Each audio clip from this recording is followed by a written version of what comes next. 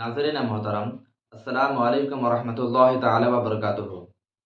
इसके पहले के वीडियो में हमने खुसूसियत के साथ मुसलमान बहनों की खिदमत में औरतों के कुछ ज़रूरी मसाइल पेश किए थे, जिसके तहत एपिसोड 1 में हमने आपके रूबरू औरतों में वज़ू के ताल्लुक़ से जो मसाइल उलझे हुए थे उनको हमने आपके रूबरू पेश किया। आज इंशाअल्लाह तबारक व तआला इस पार्ट 2 में हम औरतों के गुस्ल के ताल्लुक़ से जो मसाइल होंगे उनको इंशाअल्लाह आपके रूबरू पेश करने की कोशिश करेंगे। आपसे गुज़ारिश है आखिर तक वीडियो में बने रहें, और अगर वीडियो अच्छी लगे तो दूसरों तक सवाब की नियत से शेयर भी करें, चैनल को सब्सक्राइब भी करते रहें। प्यारे नाज़रीन, आज हम सबसे पहले ये जानेंगे कि औरतों के लिए गुस्ल के ज़रूरी मसाइल में सबसे पहला मसला ये होता है कि गुस्ल में कितनी बातें फ़र्ज़ हैं। हमें ये जानना ज़रूरी है, क्योंकि बहुत सारी मुस्लिम ख़वातीन अभी भी ऐसी हैं कि जिनको गुस्ल के फ़राइज़ के बारे में मालूमात नहीं रहती, जिसकी वजह से ज़िंदगी का काफ़ी अरसा गुज़र जाता है, लेकिन वो सही तरीके से पाकी हासिल नहीं कर पाती। तो लीजिए, सबसे पहले आप ये जानिए कि गुस्ल के अंदर कितनी बातें फ़र्ज़ हैं। तो गुस्ल के अंदर 3 बातें फ़र्ज़ हैं। यानी जब आदमी के ऊपर गुस्ल फ़र्ज़ हो जाता है, चाहे मर्द हो चाहे औरत हो, तो उनको गुस्ल करने के लिए 3 फ़र्ज़ को अदा करना पड़ेगा। जब इन 3 बातों को फ़ॉलो करेंगी तो उसके बाद ही उस गुस्ल के ज़रिए वो पाक होंगी। नंबर 1, पहला फ़र्ज़ ये है कि उनको अच्छी तरीके से कुल्ली करना है। इसका तरीका ये होगा कि इस तरीके से कुल्ली करें कि दाँत के किसी भी कोने में, किसी भी खिड़की में, कहीं भी कोई छोटी-सी चीज़ भी अटकी हुई ना रहे। और मैं समझता हूँ कि इसका आसान तरीका ये होना चाहिए कि आप पहले खाली ब्रश को घिस लीजिए दाँत में, या मिसवाक घिस लीजिए। इससे क्या होगा कि अगर दाँत के अंदर कोई चीज़ अटकी होगी, तो बआसानी बाहर निकल आएगी। उसके बाद आप अच्छे तरीके से 3 बार मुँह में पानी डालिए और कुल्ली कर लीजिए। इस तरीके से पहला फ़र्ज़ आपका अदा हो जाएगा।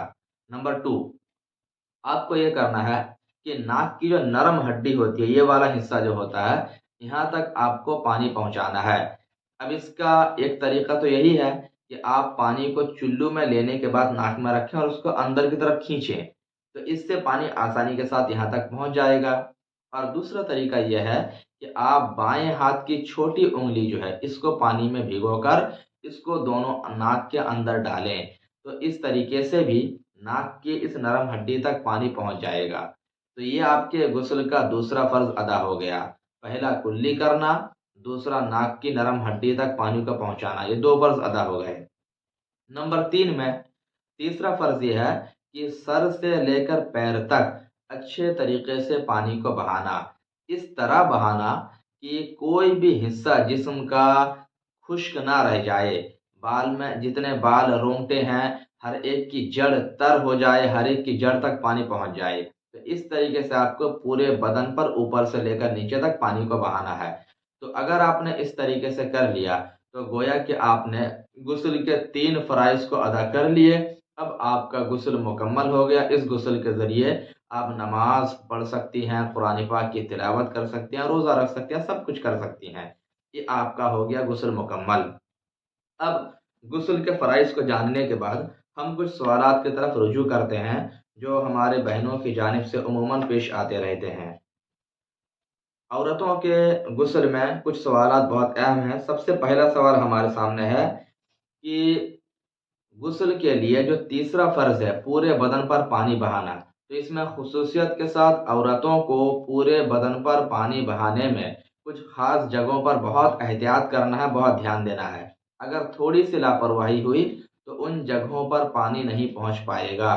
तो इसीलिए औरतों को चाहिए ख़ुसूसियत के साथ, जैसे बगल के नीचे वाला हिस्सा है, इसके अलावा कान के जो ये मुड़ा वाला हिस्सा होता है, इसके अलावा नाभ है, और आपके घुटना का जो बैक साइड है, इस तरीके से अगर किसी के पेट में बट है, तो 2 बट के दरमियानी वाला हिस्सा जो है, तो ऐसी तमाम जगहों पर जहाँ आसानी के साथ पानी ना पहुँच पाता हो, तो ख़ुसूसियत के साथ औरतों को उन जगहों पर ध्यान देना है और अच्छे तरीके से हर जगह पानी बहाना है।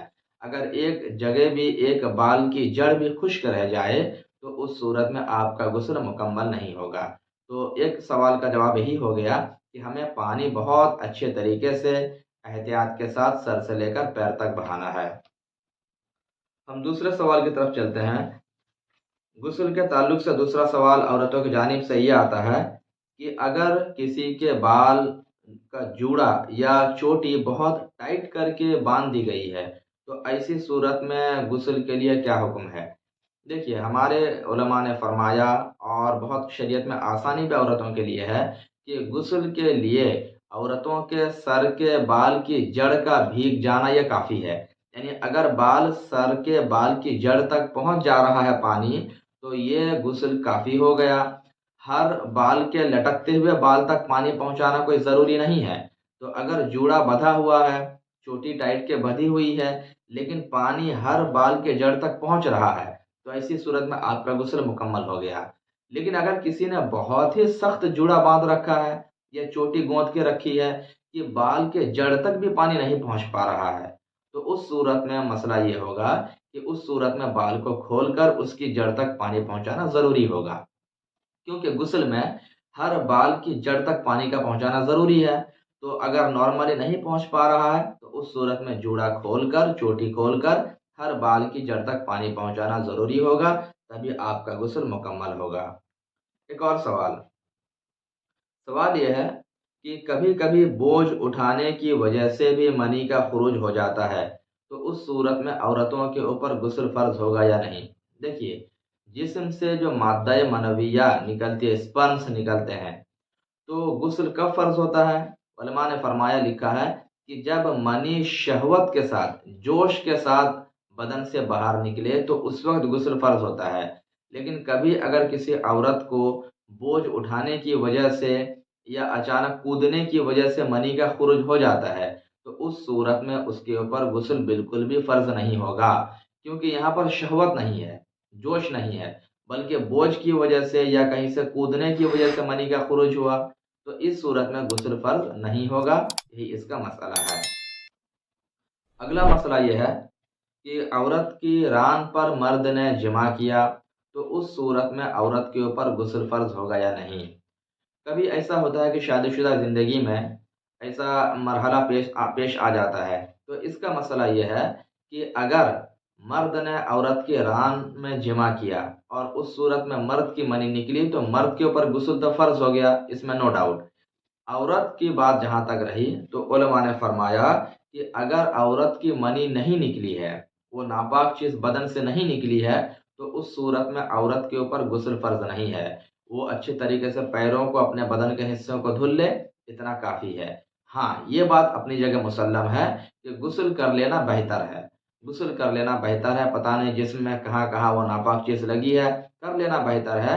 لیکن اگر اس کے جسم سے منی کا خروج نہیں ہوا ہے تو غسل کرنا اس کے اوپر فرض نہیں ہوگا، اتنا یاد رکھیں۔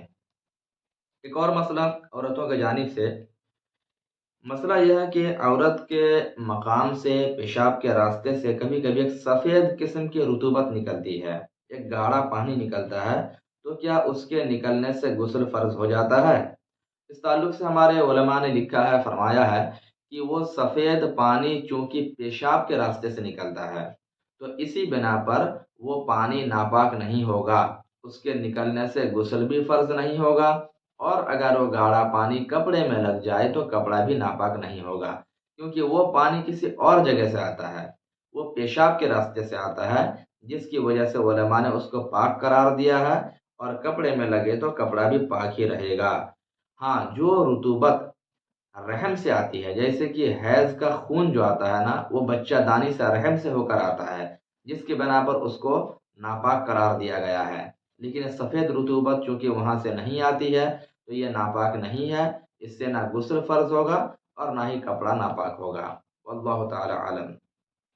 اگلا سوال یہ ہے کہ بہت سارے عورتوں میں یہ بات مشہور ہے کہ وہ پیریڈز کے بعد جب غسل کرتی ہیں تو کیا کرتی ہیں کہ پاک ہونے کے لیے وہ مٹی وغیرہ لے کر سر پر ملتی ہیں۔ کچھ عورتیں کل شریف پڑھ کر کے پانی میں دم کرتی ہیں، پھر اس پانی سے غسل کرتی ہیں، اور وہ سمجھتی ہیں کہ مٹی چونکہ پاک ہونے کا ایک ذریعہ ہے اس لیے مٹی لگانا چاہیے یا کل شریف پڑھ کے وہ پانی سے نہانا چاہیے۔ تو میں گزارش کروں گا کہ یہ سب چیزیں جہالت ہے۔